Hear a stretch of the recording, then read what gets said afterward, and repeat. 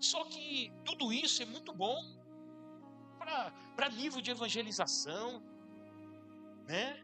Poxa, você criar ali no seu WhatsApp um grupo para você evangelizar, enviar palavras de Deus, para você buscar coisas profundas da palavra. Amém. Tudo isso é viável, mas nada substitui o joelho no chão. Nada substitui a oração. Nada substitui a leitura da palavra. Nada substitui você estudar a palavra do Senhor. Quem está entendendo, diga amém. Então, nós estamos vivendo esse tempo de relativismo. Tudo é relativado hoje. E isso tornou a igreja, muitas igrejas, superficiais. Muita tecnologia, pouco Deus. Então, tudo que é demais faz mal. Então, você equilibrar a tecnologia com, sem deixar de buscar a Deus, é uma coisa boa. Mas tem pessoas investindo muito nisso. E já há pessoas que falam assim: para que ir na igreja? Por quê? Eu tenho tudo aqui na minha televisão. Eu tenho estudo bíblico. Eu tenho até a Santa Ceia ao vivo que eu posso tomar aqui na minha casa junto. Então, isso tem se tornado o quê? Um afastamento de Deus. Porque o Senhor Jesus, Ele deu a sua vida por isso aqui. Pela igreja. E é claro que você tem que entender que a igreja não é placa lá fora. A igreja não é aqui essa edificação. A igreja somos nós reunidos na presença do Senhor. Então isso aqui não pode mudar. Amém? Você pode acrescentar na tua vida os estudos da vida lá, no YouTube, na internet, dando um blog, enfim, você pode, mas você não pode deixar isso aqui. Você não pode deixar a igreja. Porque se o Senhor Jesus deu a sua vida pela igreja, como que nós não vamos obedecê-lo? Dando a nossa vida também por ela, cuidando dela, mantendo ela. Então isso é muito sério. Então, diante desse quadro caótico, eu quero pontuar assim, esse quadro caótico que nós estamos vivendo, de uma fé superficial, de pessoas que vivem somente pela emoção, não vivem a verdadeira fé, não têm a verdadeira confiança em Deus, tudo na sua vida é superficial, até mesmo as suas conquistas, as suas vitórias são superficiais. Porque tem pessoas que buscam uma vitória, que buscam uma conquista, ela conquista aquilo, no outro dia ela já está vazia de novo. No outro dia ela já está triste de novo. Por quê? Porque não é simplesmente a vitória, não é simplesmente a bênção, não é simplesmente uma porta aberta, uma conquista financeira na sua vida que vai trazer, vamos dizer assim, um up para a sua vida. Não, é a presença de Deus. É a presença de Deus. Então as pessoas buscam hoje muito pouco a Deus. Muito pouco. Tem pessoas que só buscam a Deus quando vem à igreja. Aí às vezes a pessoa vem na igreja uma vez por semana. E às vezes uma vez por mês. É a única vez que ela está buscando a Deus. Porque ela vem na igreja. Nos demais dias ela não busca. Ela não tem aquela vontade de orar, aquela vontade de buscar. E isso tem afastado as pessoas de Deus. E quando o homem vive afastado, irmãos, da presença de Deus, dá tudo errado na vida do homem. Dá tudo errado. Eu não conheço um homem que se afastou de Deus e deu certo a sua vida. Se os irmãos conhecerem, apresenta ele para mim. Porque eu não conheço. Até na Bíblia tem exemplo de pessoas que se afastaram de Deus e deu errado a vida dela. Amém, Jesus? Temos vários exemplos. Então, diante desse quadro caótico, volto a pontuar dessa forma, o que nós temos que sobressair nas nossas vidas nesses dias? A nossa intimidade com Deus. A nossa busca pessoal a Deus. É importante estar na igreja como corpo de Cristo? É fundamental. Porque até então Jesus ele vem buscar a igreja. Ele não vem buscar templo, ele não vem buscar placa de igreja, ele não vem buscar só o pastor, ele vem buscar uma igreja. Então todos aqueles que estiverem fora do contexto de igreja, quando Jesus voltar, não vai com ele. Quem está entendendo, diga amém. E o que é contexto de igreja, pastor? Contexto de igreja é o seguinte: é você estar congregando, é você ser membro, é você ser participante, é você fazer a obra. Esse é o contexto da igreja.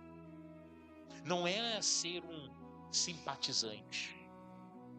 Não é vir à igreja somente para buscar uma bênção para a sua vida. Não é vir para a igreja porque as coisas estão ruins na sua vida e quando as coisas ficam boas você some da igreja. Não. Não é isso. Então o contexto de igreja é você estar congregando, é você estar membrado, é você fazer parte de um corpo de Cristo, é você fazer a obra de Deus. Isso é você estar, aleluia, no contexto de igreja. Quem entendeu, diga amém. Amém?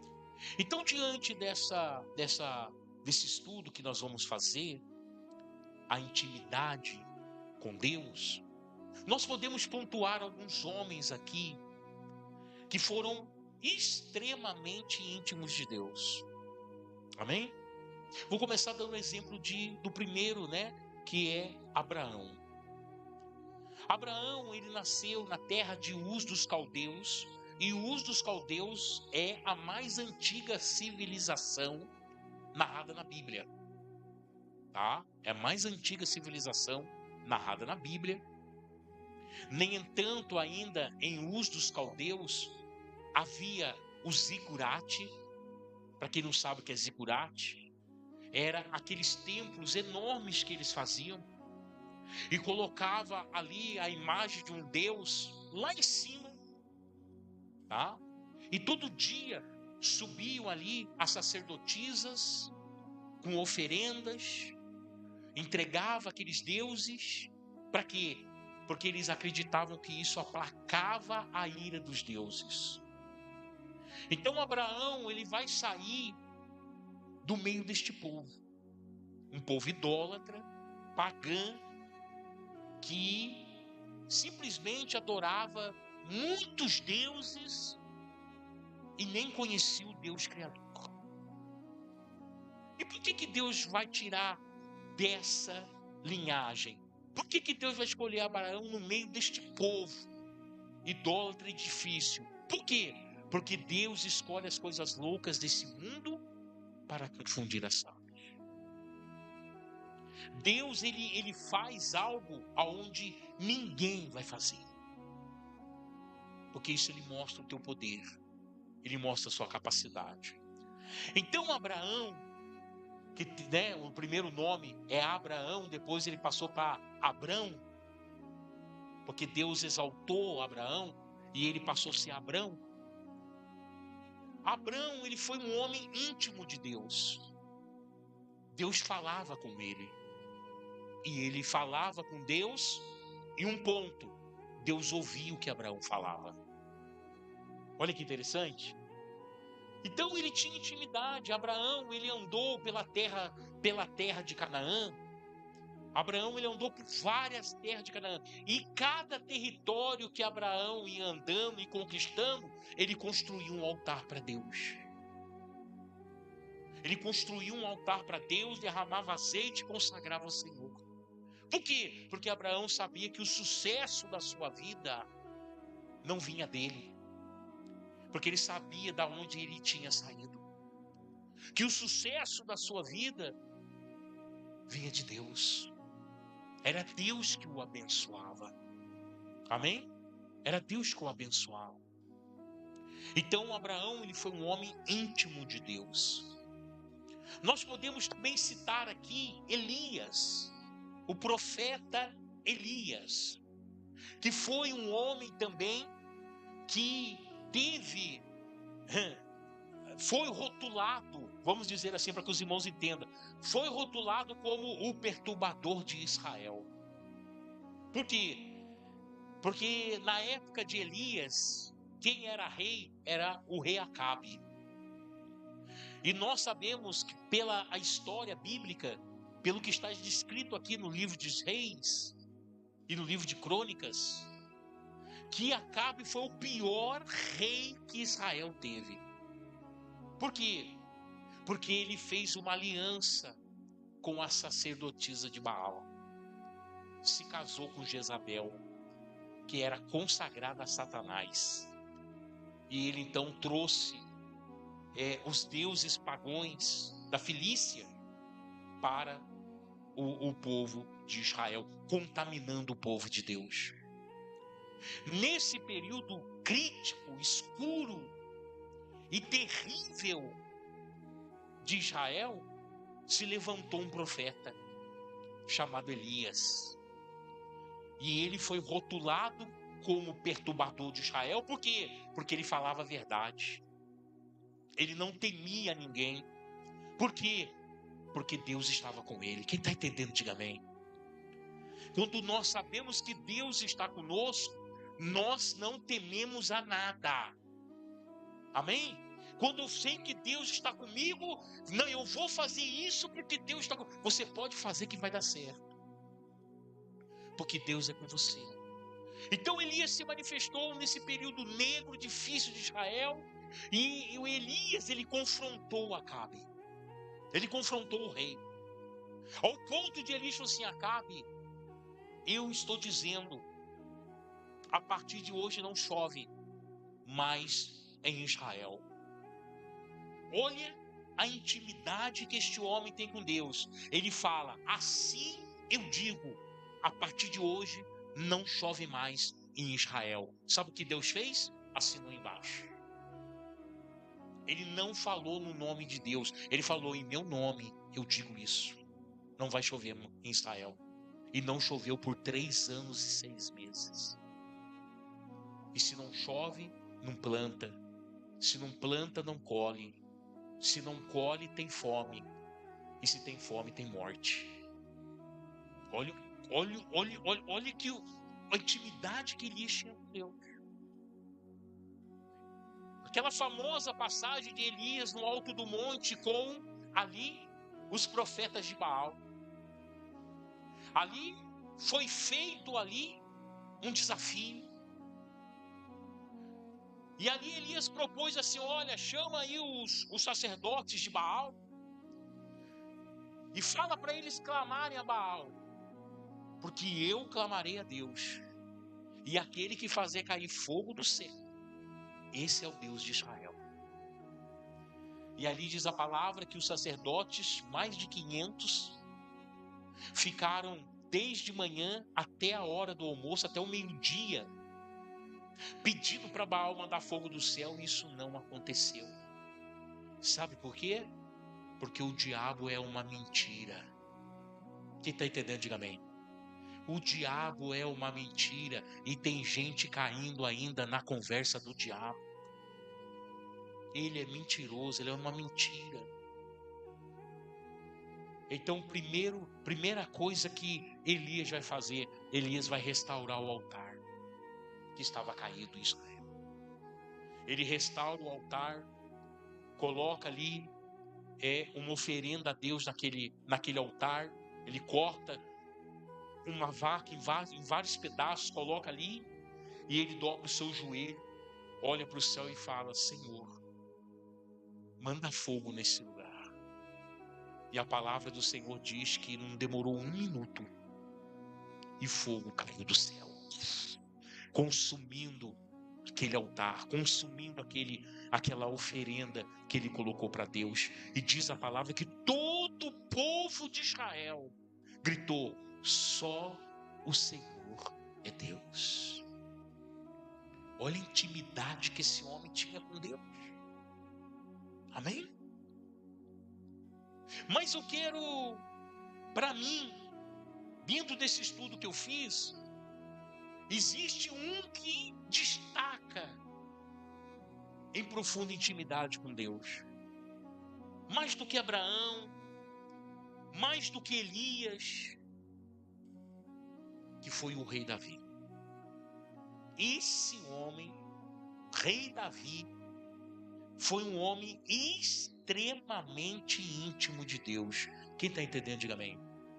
Nem entanto, no Salmo de número 89 e versículo 20, a palavra de Deus faz assim: Deus falando, eu achei o meu servo Davi e ungi ele com o meu santo óleo, homem conforme o meu coração.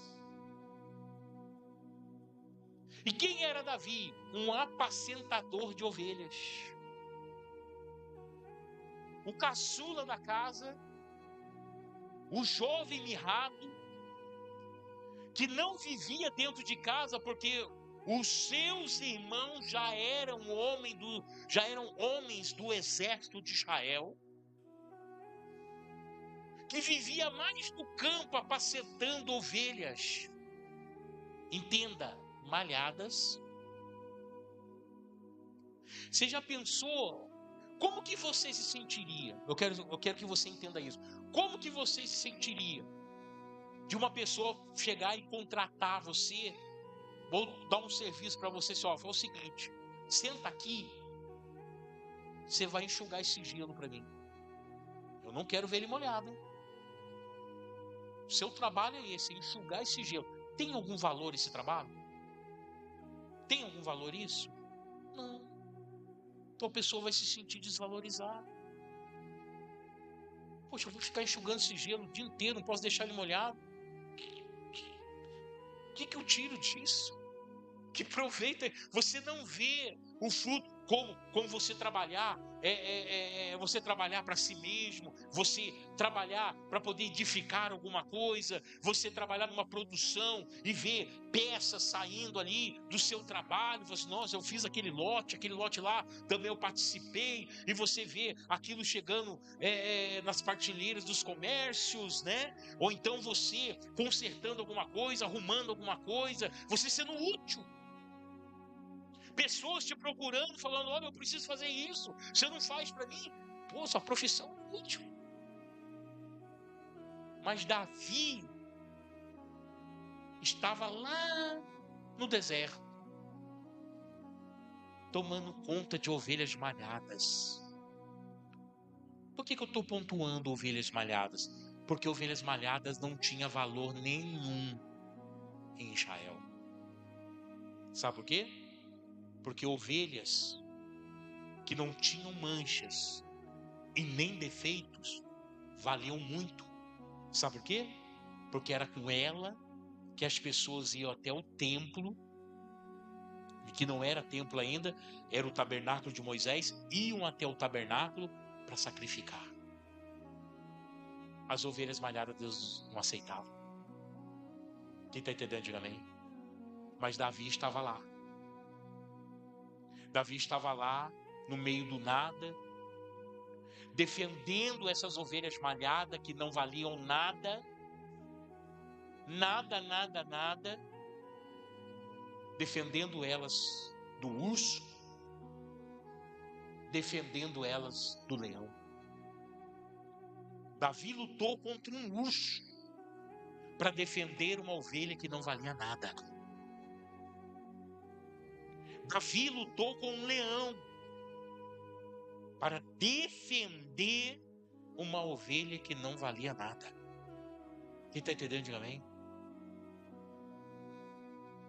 Mas quando o homem olha e não dá nada, Deus olha e contempla a grandeza da vida de Davi. Amém? Um adorador nato. Um homem que, ainda jovem, com 17 anos, já era um adorador. Já tinha intimidade com Deus.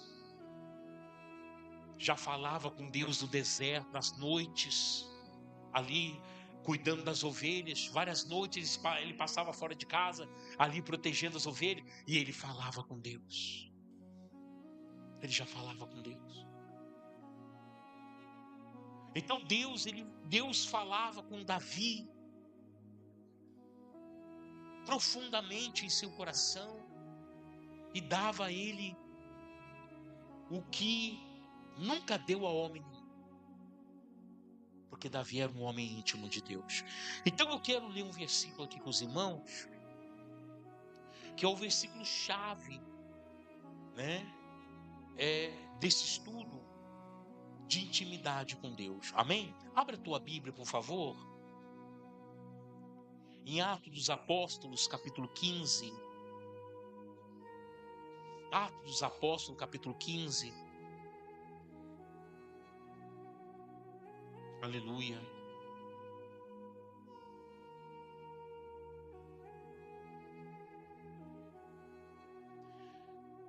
Atos dos Apóstolos, capítulo 15, a partir do versículo de número 16. Por que essa passagem é importante? Porque essa passagem é a primeira assembleia. O que é uma assembleia? Uma reunião. É a primeira reunião dos apóstolos com aquelas pessoas que já haviam se convertido ao cristianismo. Por que essa passagem é importante? Porque é o início da igreja primitiva.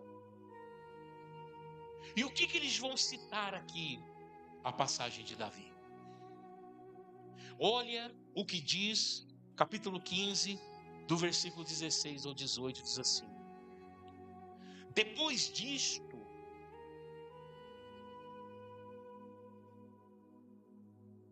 e depois disso, foi uma palavra lida, né?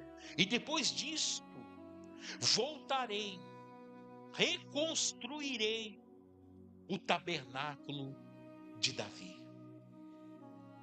que está caído. Levantá-lo-ei das suas ruínas, e voltarei a construí-lo, para que o restante dos homens busquem o Senhor. Para que o restante dos homens busquem o Senhor. Assim, todos os gentios, sobre os quais o meu nome é invocado, diz o Senhor, que faz todas essas coisas, que são conhecidas desde toda a eternidade. Amém? Veja Deus se manifestando no meio de uma reunião dos apóstolos e os novos cristãos, os novos convertidos. Deus se manifesta, e quem ele vai citar? Abraão, Moisés, Jó, Elias? Não, ele cita Davi. Não que esses homens que eu falei primeiro foi menos importante, não. Tiveram a sua participação na história de Deus, na história da humanidade. Mas Davi, ele era algo especial de Deus. E o que nós temos que fazer? Aprender com Davi, como ser homens íntimos de Deus. Amém? Essa mesma passagem está onde? Olha Amós. Abra a tua Bíblia agora em Amós. Amós, capítulo de número 9. E versículo de número 11 diante, diz assim: naquele dia tornarei a levantar a tenda de Davi que está caída, e repararei os seus lugares quebrados, restaurarei as suas ruínas, e edificarei como nos dias da antiguidade, e edificarei futuro, no dias da antiguidade, passado. Deus estava falando, eu quero o que foi feito no passado por Davi, agora no futuro, junto com vocês. Quem está entendendo, diga amém. E o que Deus está falando? De intimidade. Deus está falando, a intimidade que eu tive com Davi no passado, através daquilo que Ele construiu para mim do próprio coração, eu quero que vocês estejam no futuro da mesma forma comigo. Amém? E aí, para concluir, ele vai dizer: e edificarei como nos dias da antiguidade, para que possam o restante de Edom e toda a nação que são chamadas pelo meu nome, diz o Senhor, que faça estas coisas. Então Deus, Ele no futuro, depois de anos e anos que Davi já estava morto, Deus volta a citar o nome de Davi. E isso dá um alerta para nós, muito grande. Se Deus volta a citar o nome de Davi depois de vários anos, décadas, é porque ninguém ocupou o lugar de Davi até hoje, com tamanha intimidade com Deus. Com a tamanha intimidade. Porque se alguém se levantasse com a tamanha intimidade que Davi tinha com Deus, Deus pararia de falar do nome de Davi e falaria desta pessoa. Mas por que Deus não fala? Porque Davi ainda continua sendo o maior exemplo de adoração, o maior exemplo de intimidade, de um homem que buscou verdadeiramente a sua face, de um homem que em um período na sua vida errou, pecou, fez coisas fora da palavra de Deus, mas se arrependeu de coração. O modo do que Davi se arrepende é um exemplo para nós. O verdadeiro arrependimento. Amém, Jesus?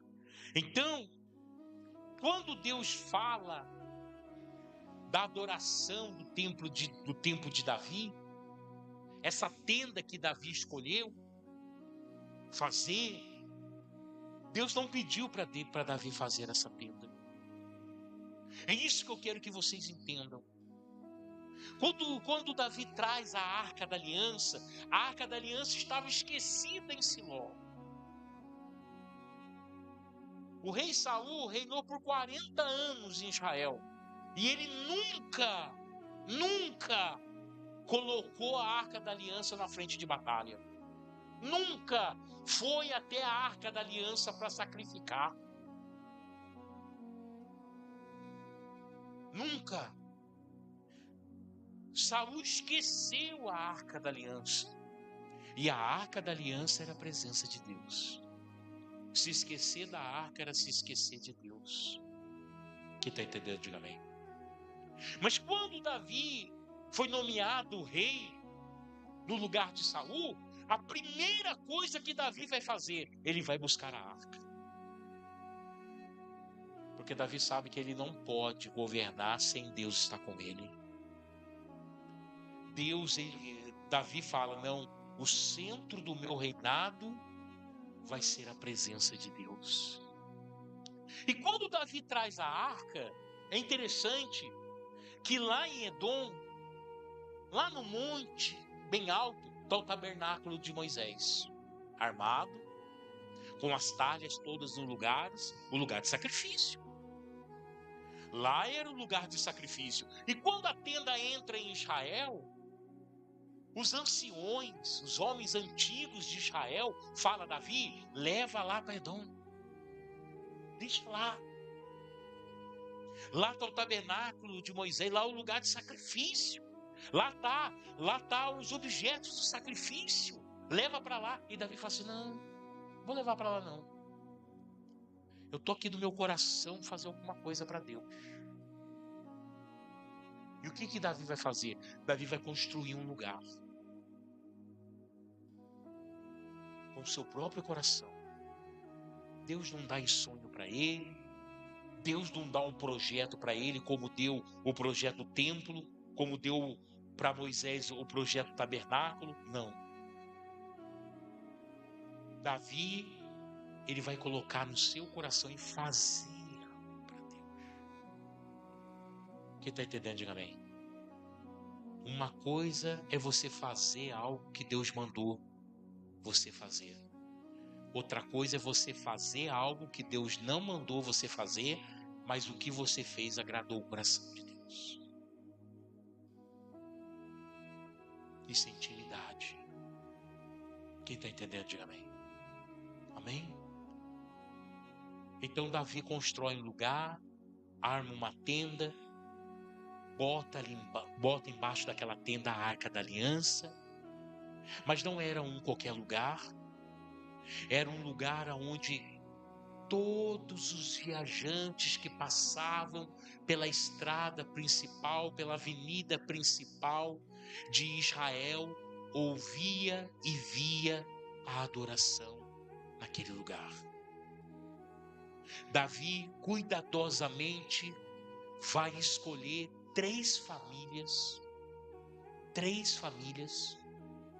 que vão adorar 24 horas por dia, 6 dias por semana, diante da Arca do Senhor.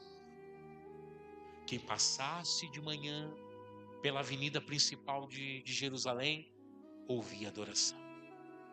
Quem passasse na parte da tarde, ali na avenida principal de Jerusalém, ouvia adoração. Quem passasse à noite na avenida principal de Jerusalém, ouvia adoração. Quem passasse de madrugada pela avenida principal de Jerusalém, ouvia adoração. 24 horas por dia, 6 dias, 7 dias por semana. Quem está entendendo, diga amém.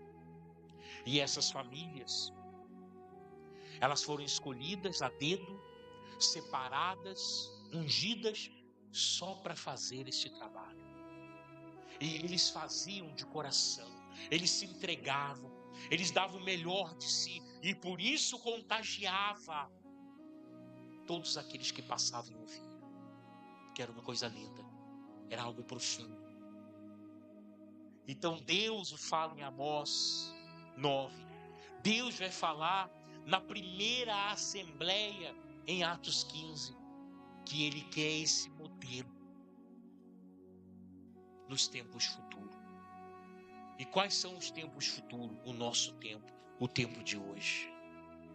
Essa mesma prática, essa mesma atitude de estarmos adorando e de estarmos sendo íntimos do Senhor. Então Davi, ele é um exemplo para nós de intimidade com Deus, porque é um homem na Bíblia que fez algo para Deus que Deus não mandou, mas o que ele fez para Deus, Deus aceitou e agradou o coração do Senhor. Então, sobre esse texto, nós vamos mostrar aqui, eu vou mostrar aqui através da palavra, a intimidade que Davi teve com o Senhor. Que é a mesma intimidade que eu e você temos que ter. E aí você pode então dizer assim, mas pastor, Davi era rei. Davi tinha tempo para buscar Deus. Você acha que um rei tinha tempo para buscar Deus? Pastor, hoje eu trabalho 12 horas por dia, Davi não trabalhava. Você acha que um rei não trabalhava? Quem faz o tempo somos nós. Quem coloca prioridades somos nós.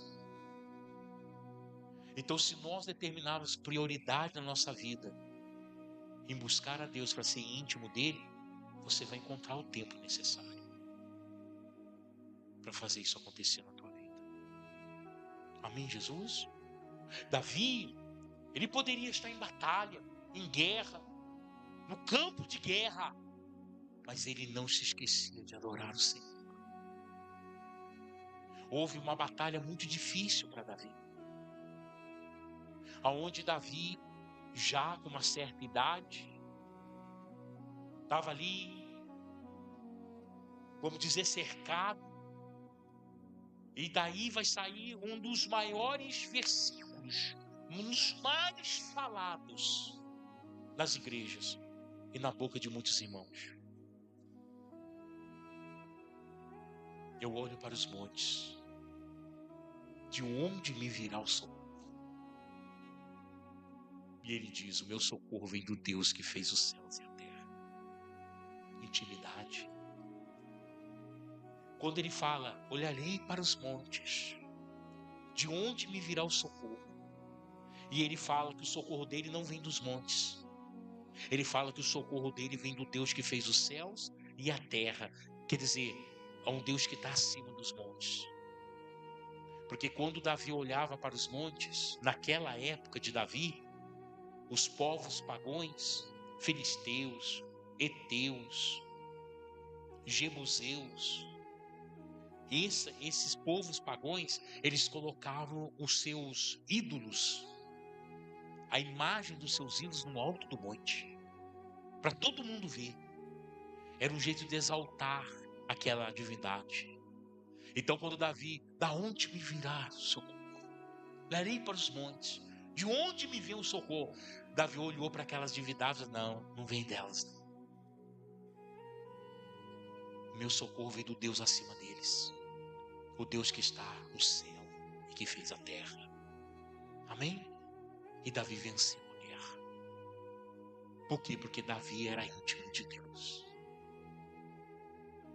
Davi era um homem que consultava a Deus. Davi consultou a Deus para ir para a guerra. E naquela época, para consultar a Deus, chamava o sacerdote. O sacerdote trazia a estola, que era um quadro de pedras preciosas. E quando o sacerdote apresentava diante daquele que queria falar com Deus a estola vibrava. Quando a estola vibrava, era a permissão de Deus. E Davi perguntava assim: sacerdote, vou eu perseguir esse povo inimigo para destruí-los? Consulta Deus para mim. E ele consultava. E quando tremia a estola, ele ia e vencia a batalha. Amém, Jesus? Houve uma vez que Davi saiu a primeira vez, batalhou, venceu contra os filisteus. Ele voltou, passou alguns dias, os filisteus se levantaram de novo, e ele foi consultar a Deus de novo. E agora, vou eu de novo, Senhor, de encontro a este povo inimigo? E Deus falou: não, agora dessa vez você não vai. Agora quem vai sou eu. Porque quando você ouvir pelas copas das árvores um barulho de marcha, sou eu passando além de ti. E assim que eu passar, você vem atrás. Olha a intimidade deste homem com Deus. Amém, Jesus? Então, esse é o primeiro versículo que nós estamos lendo. E eu quero que você grave esse versículo, tá bom? Na sua mente. Amós capítulo 9, a partir do versículo 11. E Atos dos Apóstolos 15, a partir do versículo de número 16 até o 18. Amém, Jesus?